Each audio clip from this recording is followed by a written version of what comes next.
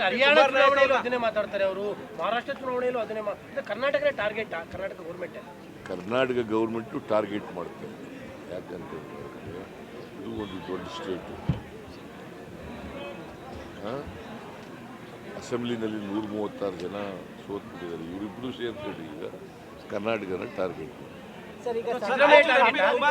ಸಿದ್ದರಾಮಯ್ಯನೂ target, Congress ಪಕ್ಷ ಸರ್ಕಾರನೂ target. Kumar Nayak ಅವ್ರನ್ನ ಇವತ್ತು ಇಡಿ ಮತ್ತೆ ವಿಚಾರಣೆ ಕರೆದಿದೆ ಸರ್. ರಾಯಚೂರು ಎಂಪಿ ಪ್ರಕಾರ ಏನು ಮಾಡಬೇಕು ಮಾಡಿ.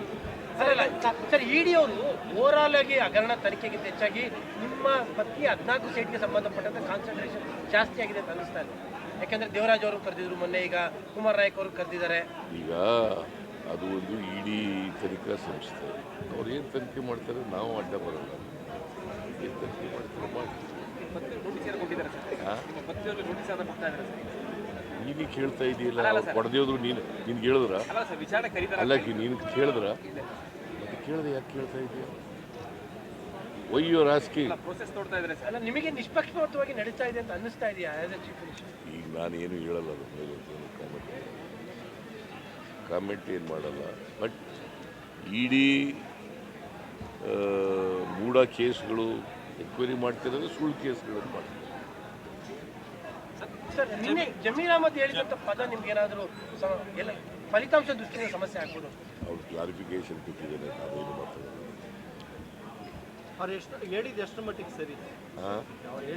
ಪದ ಬಳಕೆ ನನ್ನನ್ನು ನರೇಂದ್ರ ದೇವೇಗೌಡರು ಸಿದ್ದರಾಮಯ್ಯನಿಗೆ ಸೊಕ್ಕು ಮುರಿತೀವಿ ಅಂದ್ರಲ್ಲ, ಅದು ಎಷ್ಟು ಮಟ್ಟಿಗೆ ಸರಿ? ಅದು ಬರೆದ್ರ ಚೀಫ್ ಮಿನಿಸ್ಟ್ರಿಗೆ ಸೊಕ್ಕು ಮುರಿತೀವಿ, ಗರ್ವಭಂಗ ಮಾಡ್ತೀವಿ ಅಂತ ಹೇಳಿದ್ರಲ್ಲ, ಅದೇ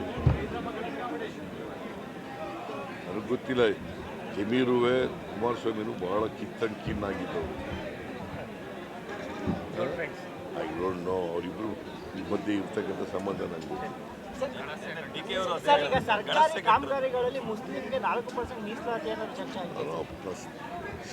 ಡಿಮ್ಯಾಂಡ್ ಮಾಡಿದ್ದಾರೆ, ಹಿಂದುಳಿದವರು ಮಾಡಿದ್ದೀವಿ, ಪರಿಶಿಷ್ಟ ಜಾತಿ ಪರಿಶಿಷ್ಟರು ನಮಗೂ ಮಾಡಿ ಅಂತ ಕೇಳಿ.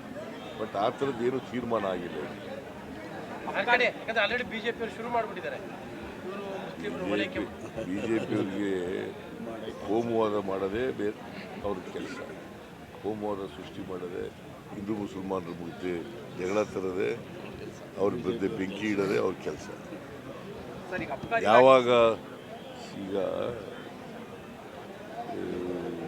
ಶಾಂತಿ ಇರಬೇಕು ಸಮಾಜದಲ್ಲಿ ಅಂತ ಬಯಸಿದ್ದಾರೆ,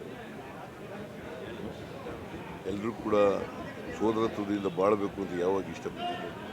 ಸರ್, ನಿನ್ನೆ ಅನಿಲ್ ಚಿಕ್ಕಮಾದವರು ನೆಕ್ಸ್ಟ್ ಚುನಾವಣೆ ನಿಮ್ಮ ನೇತೃತ್ವದಲ್ಲಿ ಆಗಲಿ, ನೆಕ್ಸ್ಟ್ ನೀವೇ 5 ವರ್ಷ CM ಆಗಲಿ ಅಂತ ಹೇಳ್ತಿದ್ದಾರೆ ಸರ್, ವೇದಿಕೆಯಲ್ಲೇ ಹೇಳಿದ್ದಾರೆ. ಅವರ ಅಭಿಪ್ರಾಯ ಹೇಳಿದೆ. ಸರ್, ಯಾಕಂದ್ರೆ ಸರ್ 3 ಚುನಾವಣೆ ನೋಡಿದ್ರಿ ಸರ್. ಒಂದೇ ಸೆಕೆಂಡ್ ಸರ್.